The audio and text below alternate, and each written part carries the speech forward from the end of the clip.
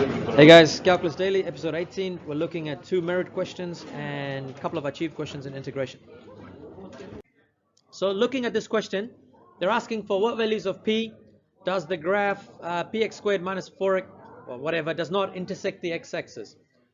For it to not intersect the x-axis, what does the discriminant need to be? You guys remember this?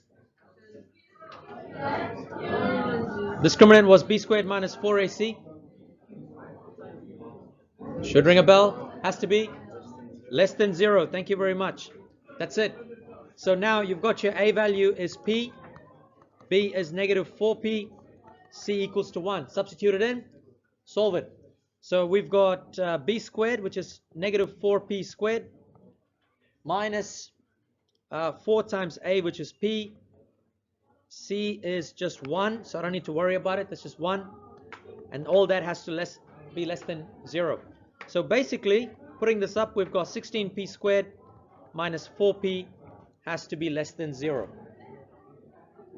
Okay? Is that all right? I think basically, if you get to that, you get an achieved. Okay, that's just working with your discriminants. Now, to finish off the question, you just need to solve it. So factorizing this, we're going to get 4p. And here we have, what is it? I can't do this. Is it 4p again?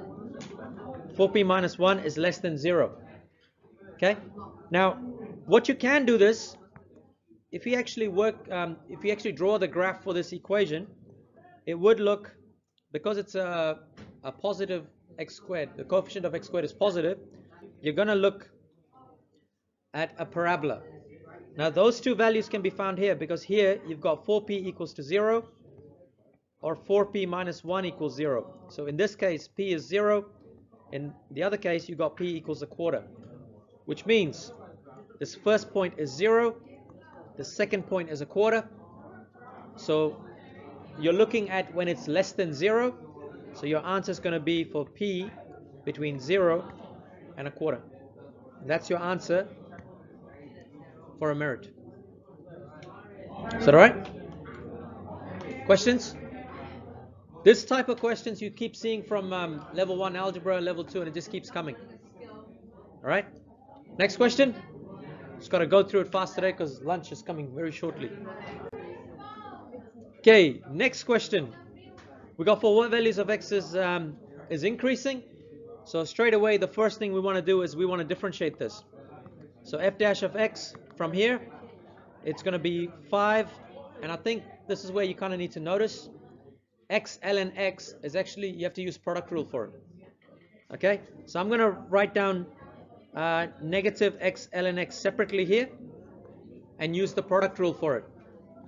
So if I put that as f and g, f dash equals negative 1 and g dash equals 1 over x.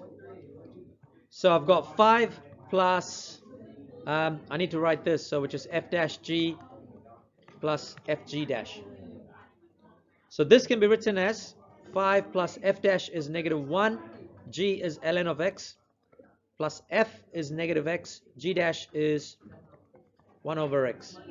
Simplifying this, I get 5 minus ln of x minus 1, which means we've got 4 minus ln of x. Is that okay so far?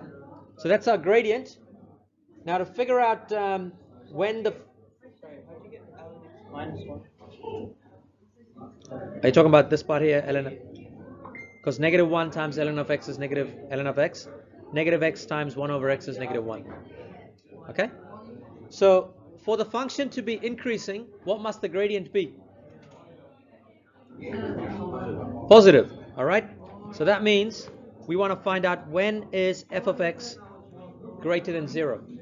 So f dash of x. So we've got 4 minus ln of x is greater than 0. Rearranging this, we're going to get 4 is greater than ln of x. Okay? Now to solve this, to get rid of the ln, we just put it e to the power of on both sides. So we get e to the power of 4 is, so x has to be less than e to the power of 4. Is that all right? So in terms of merit and achieved, that's your merit. And for your achieved, you're looking at the derivative itself. Questions? So do you need to solve it and give them number, or is that You can leave it like that. I think if you simplify it, it's 54.6. You can leave it as e to the power of 4 as well. Is that right? Yeah, so you can also write it like, if you had done it the other way, you might write it like this, which is fine as well. Okay, rushing through integration. So I've got a couple of achieved questions here just so that we can go through it real quickly because I'm looking at the time. Sec x tan x, what does that integrate to? Sec x. So that's just going to equal sec x. And then sine integrates to cos. So we've got minus cos. Is it minus or plus? Yeah, it becomes plus because negative sine integrates to that. And of course, don't forget that it needs to be divided by the differentiation of the bracket, 2. What else we need? C. Thank you. That's 1. Second one, I'm going to rewrite this as x to the power of a third plus 6e 3x minus 5 dx. Integrating this, I'm going to get x to the power of third plus 1, and in the denominator third plus 1. And now for integrating exponential functions, I write everything as it is and divide it by the differentiation of whatever the power is, which in this case is 3. And you can leave it like this, but if you want to simplify it, I think you have 4 over 3 at the bottom, so it's going to be 3x 4 over 3 over 4 plus 2e 3x minus 5 plus c. But you can just leave it at the last one. Yeah, you can. Questions? Cool. That's it. Thank you, guys.